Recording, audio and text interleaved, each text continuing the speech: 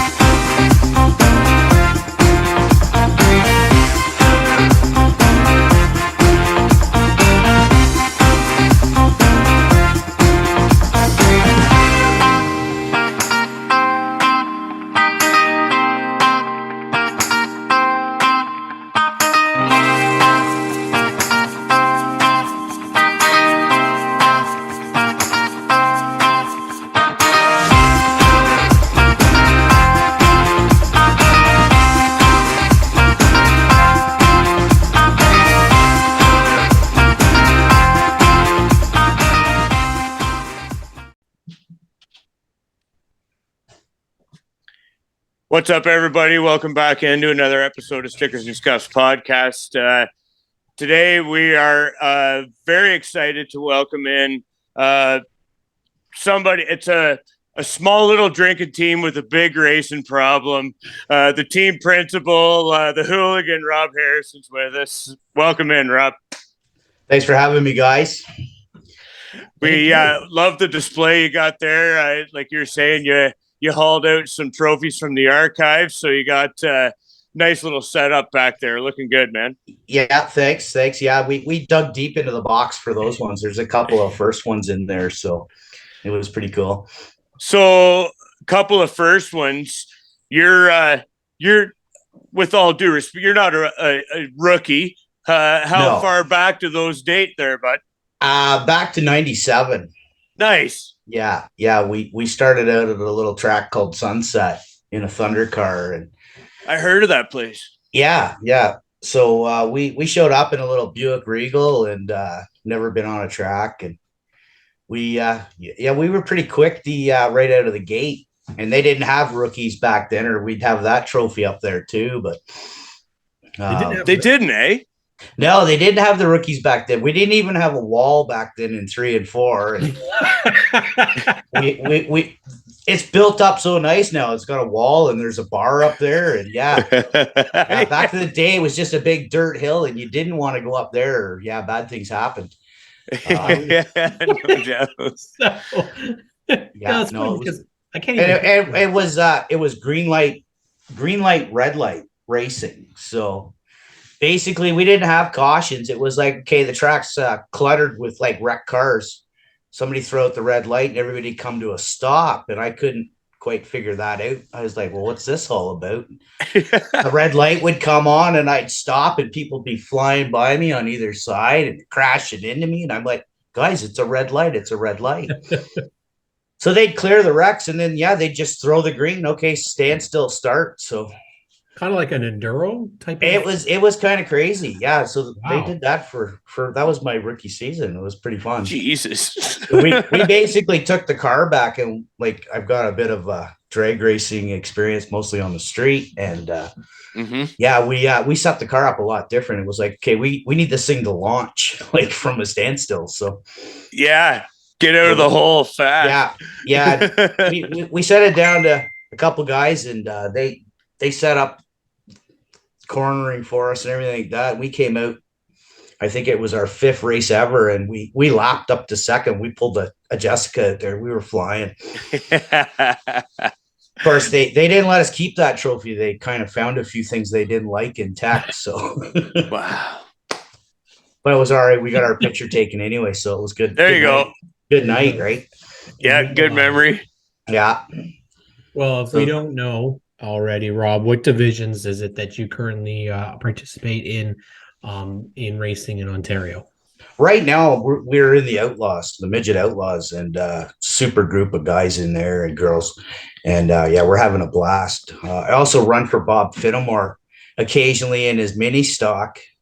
And yeah, we haven't done the greatest in that car, and it's a fast car, but that's a tough crowd to get in with. Apparently, like they play for keeps out there. One of the things that we've loved about the Outlaw Midgets is the competitiveness. I mean, we really didn't know much about it, but Gray might be able to tell you all about it, right? Yeah. Yeah, I mean, it's such a. I know from the fan base, it's a club. It's not what you'd call even a series, as it says in the title. It's a racing club, and it's a very tight knit and family oriented type group, if I'm not mistaken, right, Rob? And Yeah. it's like a touring summer party. And I was so glad to be a part of it, even for just that one race, man. And as we were talking about before we came on, it was trial by fire for Wade Darrow and I in that little car. But it was awesome to make the connections that I did with the likes of you and the champ Jessica James and Rob McCall, and of course the Bradleys. Just a great group. Rob, talk about the team or the club that you race with. Well, yeah, the club, it's yeah, there's some fierce competitors in it, and but come off the track and you need anything, and like everybody, it's all hands on deck, and like yeah, this season was no exception. With a shout out to my crew chief Jason Semple, he fixed pretty much every car at the track, I think at one point this season, to get them out there, and it's everybody's really helpful until the green flag drops, and then it's kind of every person for themselves and get rolling, right? But now there's a lot of teams that have kind of combined throughout the season, which was really cool. Funny you're talking about your night out there. Well, your car came back out, and Dan running it as the 88, he finished 3rd in the series. Yeah, that's awesome to see it rebranded and up there. Tied with me, but yeah, it was no easy task for him. I know he put in a lot of hours and a lot of money into that thing to make it right. Apparently, the previous driver might have, used up the goodness in it. Man, it was, like as you said, it was a trial by fire kind of day, but for me personally, but I mean, you guys, I mean, Jessica, yourself, like people blowing off their practice sessions, to your point, Rob, that people would rather beat you fair and square on the track than see you sit out and watching the cars go around without you. No, exactly. I know that's how we started. We got out there, and I'd seen the Outlaw Midget throughout the years, of course, at different tracks, and it was always like, oh, those noisy little cars. They're just noisy little cars, and it's like, oh, are they ever going to get off the track so we can go out? I got out of racing for a few years, and somebody was like, hey, why don't we go to Sauble this weekend and we'll go see a race? And it turned out that my boss, Adam Crothers, one of the previous champions, he was still racing in the series, and I was like, I can't believe he's here, and that's really cool. And then, of course, a couple beers later, and the next thing I knew in the morning, I owned a race car. So instead of waking up with a lady, you wake up with a car beside you. Yeah, exactly. But we had no idea. Like we were basically going in blind, and you're right. Trial by fire was a lot of sweat and blood and beers, and we finally got Yep. the thing to turn and get the hop out of it was the biggest problem. And I know my brother-in-law came down to watch, and he was watching from the stands, and the next thing I know, he's got a pit pass on, and he's like, no, this isn't right, that's not right. And he's into the snowmobile drag, so he knew bit about the clutching and the engines. And That's key. so we kind of got into it. And he's like, yeah, he goes, you know what, this is a lot of fun. So he built my niece a car, his daughter. So she's the 46 and a half, because Yeah. there was a good story behind that, as well as of who was going to get the 46, because we've both always raced that number. And I'm taking the number, and I'm like, no, you get the 64. And we're going to race for it. And then Kayla was the one that said, no, I'm going to be 46 and a half. And Nice. So I love that. No, it was good times. That's a cool compromise that everybody can sort of live with, I think. Yeah, I was game for the 20-lap shootout if he could fit in the car. And yeah, that's also kind of neat, just like a head-to-head showdown too. Yeah, the winner gets the number. But yeah, it worked out better, so I'm happy I get to keep my number. We've had that one for a while, so nice. Well, we've got I think the biggest question here, Rob, is where'd the Hooligan come from? Okay, the Hooligan. Well, that was back in, I'm going to say, 99, 2000 up at Barrie Speedway. And an old guy there was, he come up after the race and shook my hand, and he's like, that was just such an amazing night. He says, I remember the days back in Pinecrest. And he goes, they had series like this. They were called Hooligans. And I'm like, Hooligans? I go, I love that. I go, I'm stealing that. And that's how the Hooligan racing team began, was a fan. He basically, that.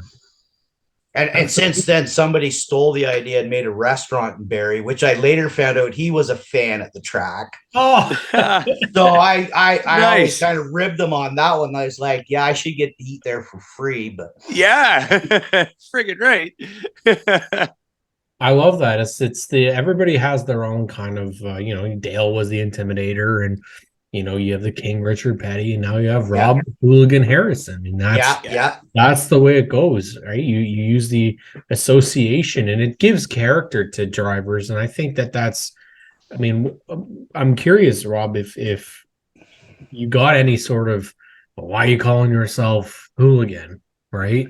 Or is it just people just accepted it? Oh, they kind of accepted it, and then our reputation back in the day was that we were really hooligans. So we were more or less there to party, and like Autumn Colors was a perfect example of that, because there was no points. It was just basically it was for my crew.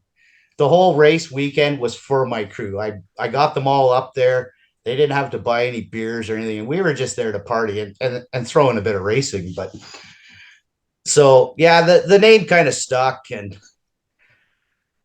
I kind of man. It's cool. It's cool. It is. Like, I heard, I knew the name before I met you. And it's such a, like Cam says, like to have like the racing sort of moniker, the call sign, whatever you want to call it. It's badass, man. And it's pretty cool. Yeah, like I said, you've been around it for a while, and it's I don't know, man. It was to have the Hooligan walk up to you and like giving you even just like the I don't know what the hell we were borrowing from you at that point in the day, tool wise, and like, man, it's just the depth and the just the humility between like everybody in the series, where, like I say, they just want to beat you fair and square and rather not see you sitting out and just have like a good car count, which the Outlaw Midget series this season was very competitive. I mean, like we said, Huge. Jessica put on a clinic at good times, but Jessica also showed the durability of those chassis too. Oh, absolutely. Yeah. If you can flip them over and then crawl out of the thing and then get back in and still go win a feature. I'm pretty sure she would have won all the features if she hadn't lost her wheel in that one crash there at Sunset Lake. I think she was pretty upset the wheel came off. I've seen her win features with tires pointed in different directions, and she can definitely drive, and her crew's like spot on with the setups. Yeah, and Len and they know every track. They've been to all of them. So, well, and that's what's it like to? Oh, sorry, Cam. I was going to say like that's. I'm curious because you talked about that and she kind of dominated, and she cleaned up this year, right? Oh yeah, absolutely. She's been. And I love that. We are huge. You get that in racing. I mean, sometimes people just hit it. Yeah. And no matter what you do, how many times you try to defeat. But I mean, does it get to? I mean, you're going out there racing for fun, but also because you're a competitor. Does that ever get, is it? Great. When you're like, oh my God, Jessica won another one. Yeah. I talked to her earlier in the season when she was, I think, on win number 3 or something.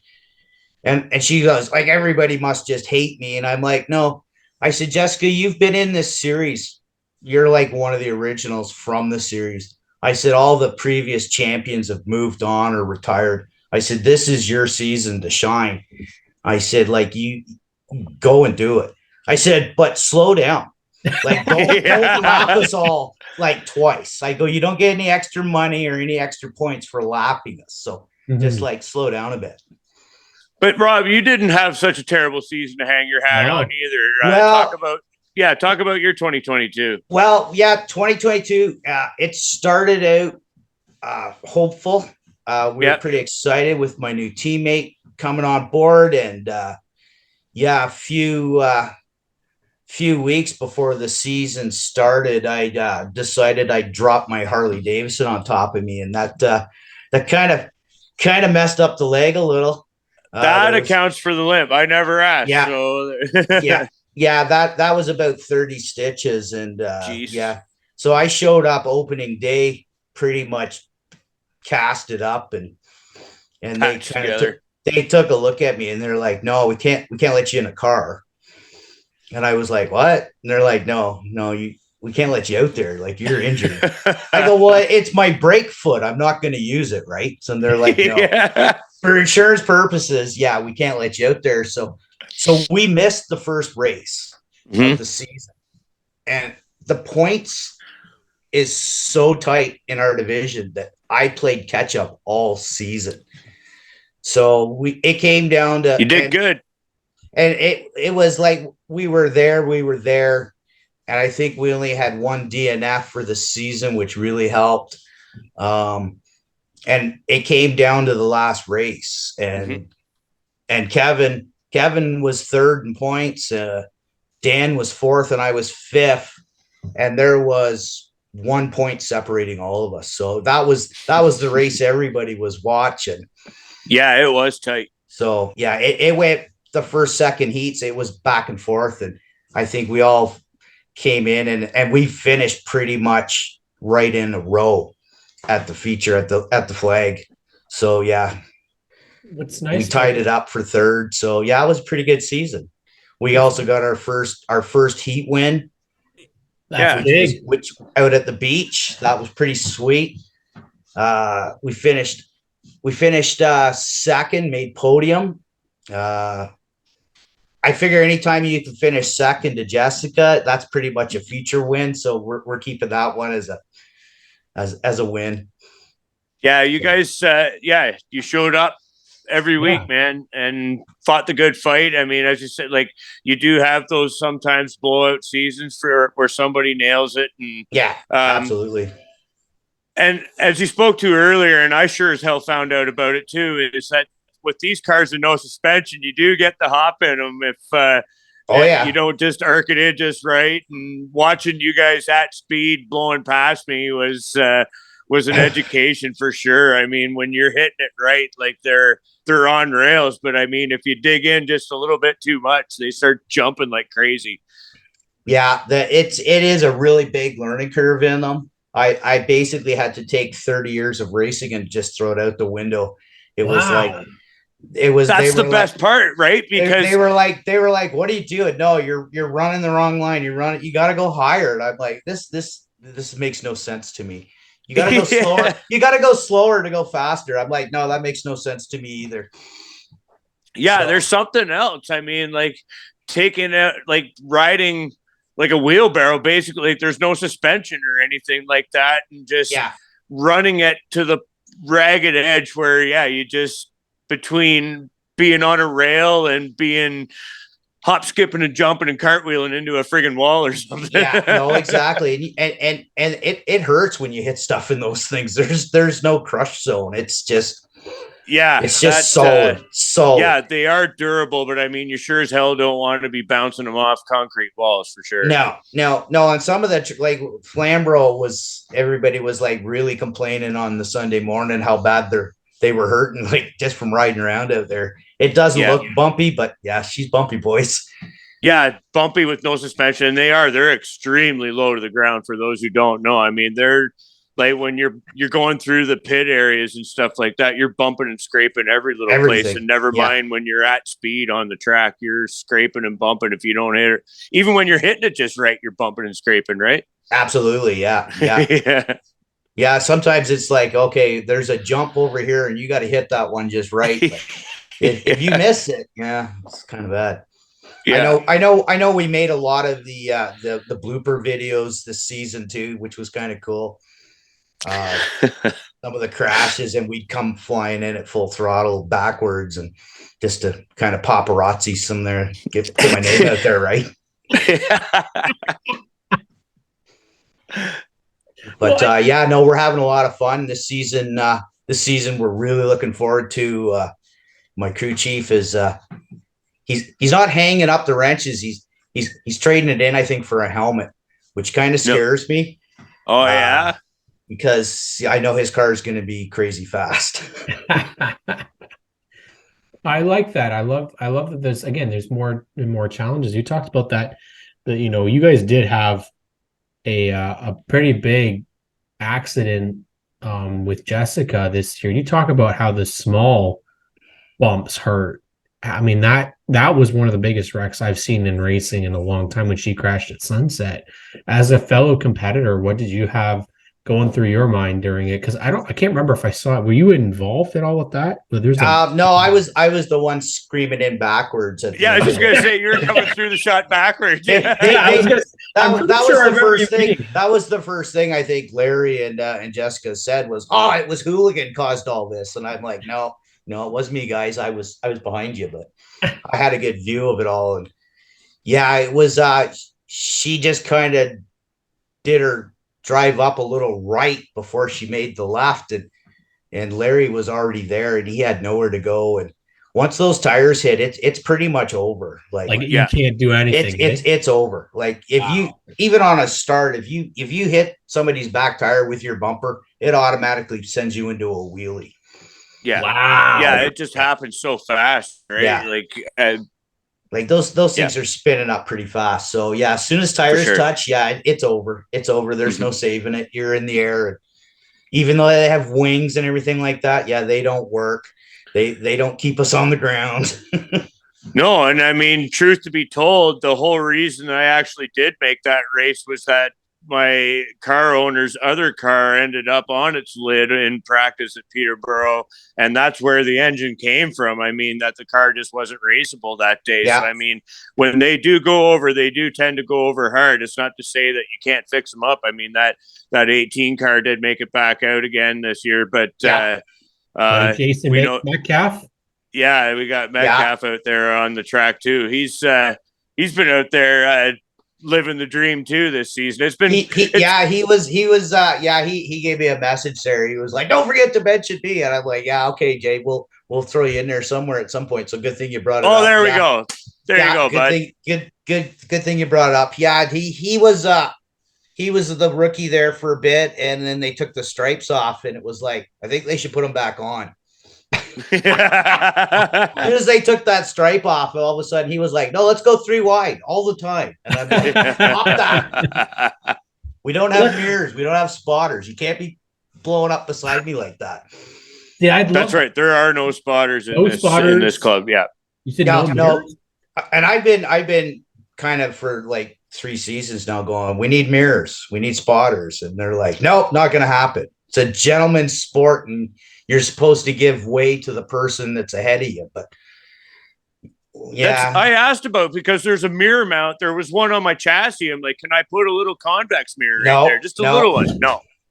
Like, that would really help.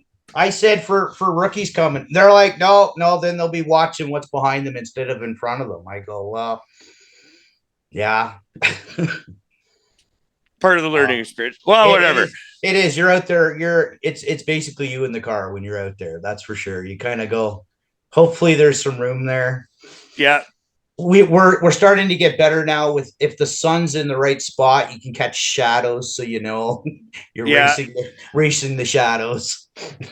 But it's a great way to, I mean, for lots of different skill levels. I mean, you have to have a presence of mind to just stay out of the leaders' ways who are fast and everything. But for a guy like me to get out there with guys like you and the champs and stuff like that, like it's literally trial by fire, because you're going to race with people that know what the hell they're doing. But I mean, the fact that people will show you the respect and kind of give you the room and get around you and stuff like that, and show you a little mercy on the track is also pretty cool, which for a guy like me, that's all I could really ever ask for. So I guess that's my segue into this, saying that, like, thanks for all you did on my race day there, bud. It was super cool that guys like yourself and Rob McCall and Jessica, and just, you didn't have to do what you did, but you did. And I thank you for helping me make my day happen. Right. Well, we were happy to have you, and hopefully we'll get you back out in one of these things, because I'd like to have another crack at one of those suckers. I think I'm not going to lie. Our team's starting to get a fleet of cars now, so I'm not sure how that could play out. We might have some extra cars kicking around for a race. Yeah, if there's a rental ride around, this fella might need to jump in one of those again and just have another crack at it. Absolutely. Yeah, Cam. That would be a lot of fun to be able to get in, and I'd love to be able to actually see it this time around. It just so happened that we were both at separate race weekends that time. But I mean, for myself, Hooligan, it was awesome to hear, because to have a co-host who has always wanted to live out his own dream and drive a race car, and have him talk about so many people, especially yourself and like you said, mentioned the champs, and you guys made a dream happen for him, and now he won't stop. It's he wants to do more and more and more. Right? You get bit by the bug, man. Right? That's it. Yeah. Once you've raced, it's in you. It's in you. Oh yeah. It never leaves. Like I said, I woke up the next morning with a car. Like, never take a driver. Never take a driver to a racetrack without a race car, because he's probably going to grab one and bring it home with him. So no doubt. Yeah. So who knows, Graydon? Maybe we get you in with a rental, and then all of a sudden you come home with a car, right? Yeah, we're gonna like that. Yeah. Baby steps. We'll get there. Yeah. Maybe we get you get your own nickname. You've got Hooligan. We got to get something for you. I don't know what we go with. We'll get there. We'll work on that one. We got to see him more than one race in a car. So exactly. Flat. Oh, never mind. I almost might have baited something there. The flash in the pan. I don't know. We do have an expletive rating, so if we have to go that route, yeah. There we go. Rob, as we always do on the show, we want to give our guests the opportunity to shout out their sponsors and everybody that gets them to the track every week, and who makes your program possible. Big shout out to probably Jody Lewis, Blade Cutters Property Maintenance. He came on board huge this year with supplying the fuel for the race cars, the oil for the race cars. Big deal, man. I know how much that stuff costs. That stuff wasn't getting any cheaper. So No. yeah, really like to thank him. And then just the club sponsors, they all came on board. The banquet was awesome. The prizes were great. Who else we got on the car? Jason Semple in Finish Line Products. He's the crew chief. He's the guy that really put the team together for us, and the team's getting to be a lot bigger next season. So we'll see how that plays out. Looking forward to that. It's going to be a lot of fun. And just my daughter Caitlin, she's at the track every weekend. Or Boots, as most of you guys know her as. She lines us up, make sure we're in the right order, and she's there every weekend with me. So that's a lot of fun. Yeah, family thing, like you're saying. Family, I mean, like, and especially all the guys in the club. Like it's just we have our moments, but it's always we pull together and get it done, and everybody's having fun at the end of the night. Yeah, we had Mr. Tom Bradley there, Dave's son. You got to shout out for photography skills. Am I right? Yeah, absolutely. I don't know if you guys, I was probably not in view there, but I've got that one proudly hanging on the wall. Kid could snap. I said that kid running around with a phone. He's like taking wicked pictures. I'm like, he's got a future. Yeah, there you go, Dave. Following the family footsteps and media and everything, right? Absolutely. Yeah, no, they're a great family, and definitely. It's a lot of fun racing with them. Like we were all 1, 2, 3 out there, and after Jessica's crash, and the boys are talking. I'm right behind them, and they're looking at the scoreboard, and they're like, "Hey, Hooligan's right behind us," and I'm like, "Yeah, I'm hearing everything you guys are talking about." I said, "So you best get her going when this goes back green." And it's a lot of fun racing with them. They're competitive. I think sure it's a lot more on the line when those two are on the track against each other. It's kind of funny. Definitely. Well, I think we're all hoping and praying to see a Hooligan versus old Billy Bunn Jr. on the racetrack, and that would be a lot of fun. I think absolutely to see SNS versus SNS. One thing we're really excited about was Rob was one of the very first, I think the first. I was the first, driver. Outlaw first Outlaw Midget driver to first on both sides of the car too, which is always impressive. Right, absolutely. I would have covered the whole car with it. Like I just happened to be going through Facebook, and it popped up on Amanda Balson's page, and I'm like, "What's this all about?" And Amanda and I go way back to when I was working in Aurora at a little garage, and her dad used to come in to get his truck fixed, and she'd be in the passenger seat, just this little kid, right? So so it's kind of cool. And then she showed up at a racetrack in a car, and it was like, "Oh, so you're racing now." So I've been a big fan of hers. So that's awesome. It was pretty cool to see her on the show and talking about old memories back then too. So that's cool. Little bonus story though. That's awesome. I love it. So then when Jessica grabbed one of your stickers, I was like, "Hey, that means we're teammates technically." I said, "We're SNS teammates now." I said, "So you got to kind of help me out a bit." Yeah. Man, we can't thank you enough for doing that. I mean, and for carrying it over into 2023 as well. And absolutely. We'll hopefully, yeah. And I better before I forget about it, I better shout out to my mom, who's going to be in Kingston watching this tomorrow. When are you going to be on the show? And she's been watching. She goes, "Those guys are great.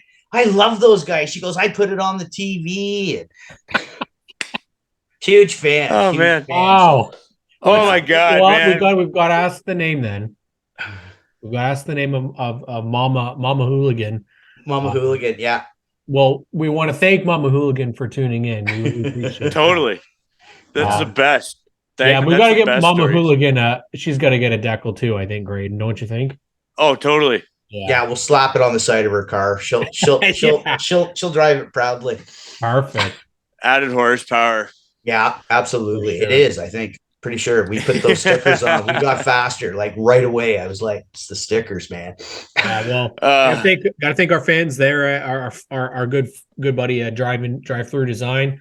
Drive Through Design, Davin Cornelius, and then of course Fast Signs Ajax for putting those together. Thank you guys for tuning into the Stickers and Scuffs podcast with our good buddy the Hooligan, Rob Harrison. Thank you so much for joining us, and we'll catch you all next week. Thanks, guys. Man.